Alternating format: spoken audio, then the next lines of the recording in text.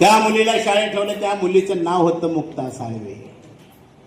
ती 4थीला गेली आणि सावित्रीबाईंनी निबंधली.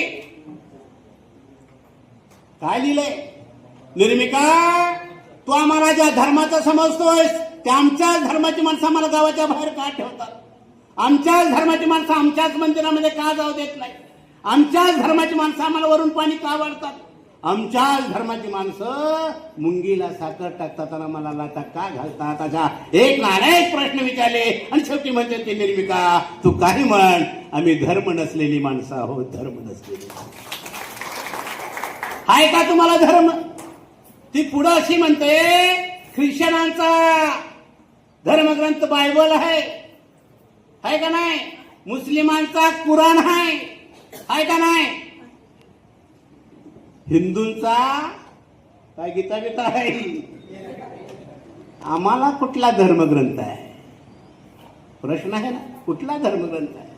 म्हणून माझ्या बांधवांनो, तुम्हाला धर्म नाही. उगाच हिंदू मान हिंदू का बिंदू?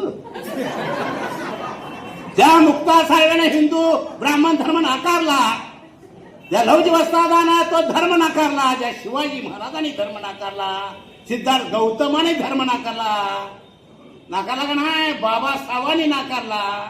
त्याच्याशी आपण चिकटून आहे. अंबुजाच्या घरात गेले की 33 कोटी देवाचा फोटो. लोकसंख्या 33 कोटी होती माणसांची. त्यावेळेस 33 कोटीच्या वर देव होत. एक तर देव आपल्या दुःखामध्ये धावून आला का? आई मुक्ता साहेबांच्या निबंधामध्ये म्हणते, एक तर देव धावून आला का पालीचा आला का यल्लम आली? ज्या महात्मा फुलेंनी सावित्रीबाईंनी जर शाळा काढली नसती तर आज आमच्या मुली शिकल्या नसत्या का? शिकल्या असत्या.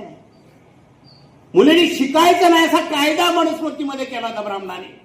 आणि काय लिहिलं होतं? जर मुलगी शाळेत जाऊन रेष ओढली पाठीवर, जशी रेष ओढल तसल्या आया तिच्या कुटुंबाच्या जेवणात होतील. हेच सायन्स. घाबरून आमची माणसं पुरी शाळेत घालत नव्हती, कारण का शाळाच आमच्यासाठी नव्हती. ती मुक्ता साहेबांनी सांगितलं, आम्ही धर्म नसलेली माणसं नव. त्याच पुढे म्हणते, हे धर्म नसून आम्हाला लागलेला रोग आहे. रोग